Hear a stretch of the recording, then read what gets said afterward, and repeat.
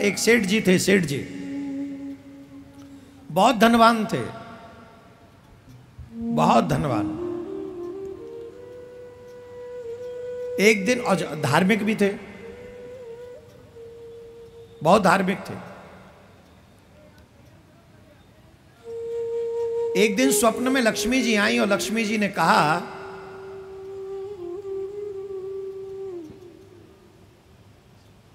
वैश्य मैं तेरी भक्ति से तो बहुत प्रसन्न हूं, पर अब समय आ गया है, मुझे जाना होगा। पर तूने मेरी बहुत सेवा की है, कुछ मांग ले, मैं जाने से पहले तुझे देना चाहती हूं। और मैं इसलिए जाना चाह रही हूं कि अब तेरे जीवन में दरिद्रता आएगी, इसलिए मेरा जाना जरूरी है, क्योंकि समय का चक्र है।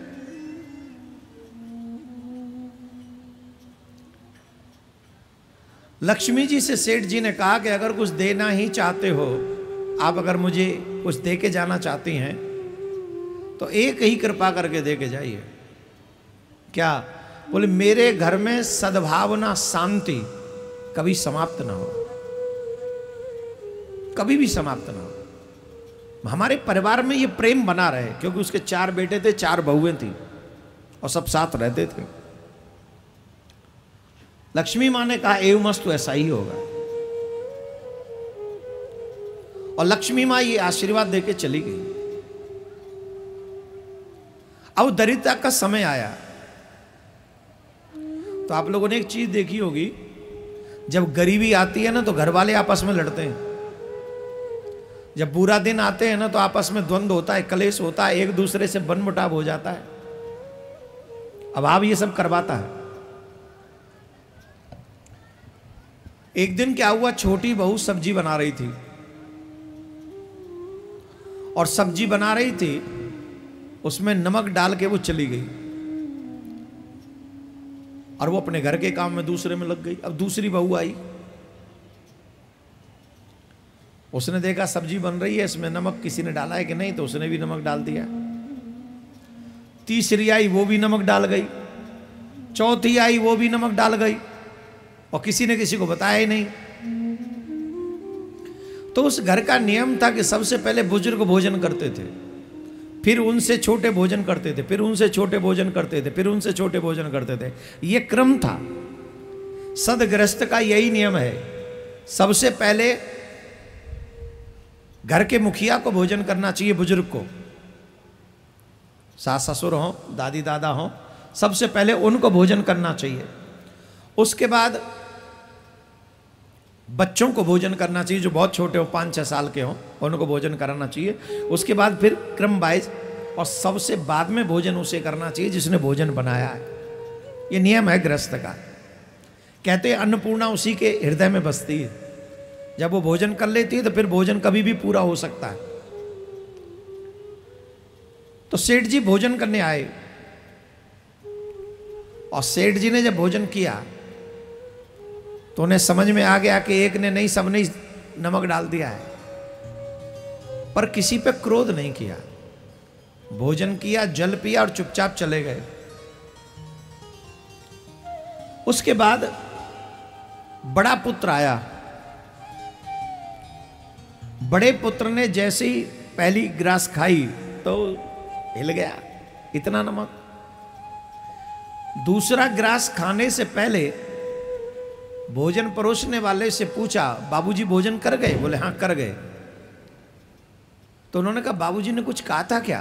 बोले कुछ नहीं कहा। ठीक, वो भी भोजन किया, चला गया। दूसरा आया, भैया ने कुछ कहा था? कुछ नहीं, वो भी गया। तीसरा, चौथा, सब भोजन करके चले गए, किसी ने किसी से कुछ नहीं कहा। अगले दिन स्वप्न में दरिद्रता आई और कहने लगी, सेठ मैं तो जा रही हूं तेरे घर को छोड़ के। बोले कि क्या हुआ? बोले तुम गजब के आदमी हो, 1 किलो नमक खा गए तुम सब मिलके, और किसी ने किसी से कोई शिकायत ही नहीं की, कोई लड़ाई नहीं की, तुम लोग हो कैसे?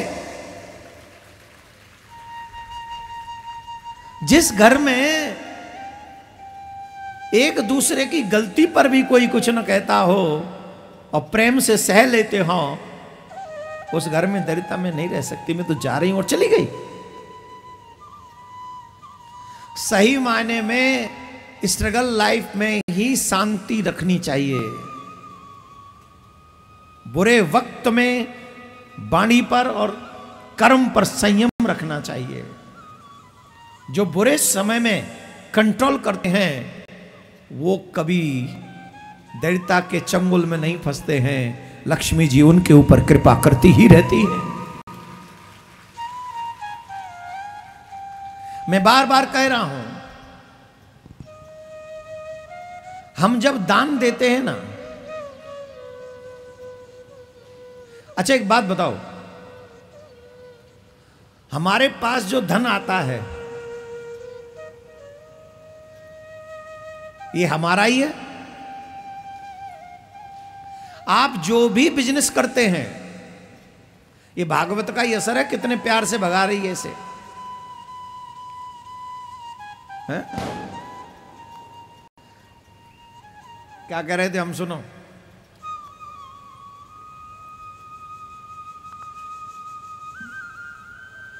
बहुत अच्छी बात बता रहे थे हम आपको, अब भूल गए इसको देख के। बोलो राधे राधे। जोर से बोलना पड़ेगा, और जोर से बोलिए। हाँ, ये बात बहुत अच्छी बता रहे हैं, ध्यान से सुनो।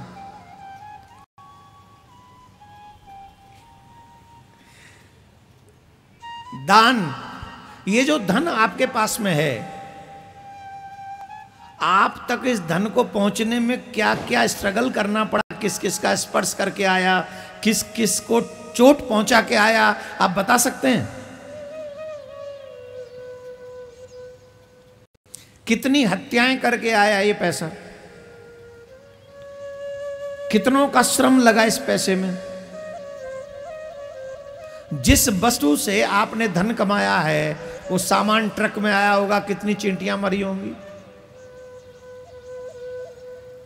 कितने जीव मरे होंगे। वो ट्रक चला होगा डीजल पेट्रोल से, पेट्रोल में क्या क्या, डीजल में क्या क्या बना, कैसे आया, कहां तक पहुंचा, उससे कितने जीव मरे, कितने लोगों ने सामान उठा के इधर उधर किया। कितना श्रम है, छोटी छोटी चीजों में भी बहुत पीछे यात्रा है। उस यात्रा में कितने लोगों का श्रम लगा, कितनों का मर्डर हुआ, कितनों की हत्या हुई, कितनों का मन दुखी हुआ, आदि आदि। तब जाके वो धन तुम तक पहुंचा। वो धन शुद्ध कैसे होगा? वो बिना ठाकुर जी की सेवा में लगे शुद्ध हो ही नहीं सकता। वो बिना धर्म में लगे शुद्ध हो ही नहीं सकता। आज हमारे समाज में खुलेआम ऐसे लोग घूम रहे हैं जो हमारे धर्म को गाली देते हैं, धर्माचार्यों को ढोंगी पाखंडी कहते हैं। हमारे बच्चे धर्म के पथ पे न चलें ऐसा उपदेश देते हैं। नए नए आधुनिक जबरदस्ती के बना बनाकर एग्जाम्पल प्रस्तुत करते हैं।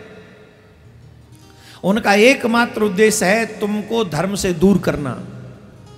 और जब जीव धर्म से दूर होता है तो शास्त्र कहते हैं धर्मो हतो हतो हंति। जिसके द्वारा धर्म की हत्या होती है धर्म उसकी हत्या कर देता है। उदाहरण के तौर पे रावण, उदाहरण के तौर पे हिरण्यकश्यपु, उदाहरण के तौर पे कंस, उदाहरण के तौर पे हिरण्यकश्यपु, और न जाने कितने उदाहरण हैं। और धर्मो रक्षति रक्षिता। जब तुम धर्म की रक्षा करते हो तो धर्म तुम्हारी रक्षा करता है। इसलिए जो धन धर्म की रक्षा करे, जैसे यहां पर हमारी समिति कितनी सुंदर है,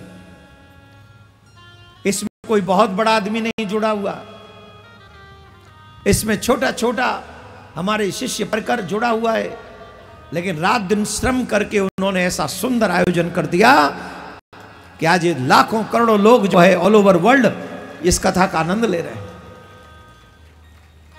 ये आप सबने कोई न कोई श्रम किया है, दान किया है, उससे ये हुआ है।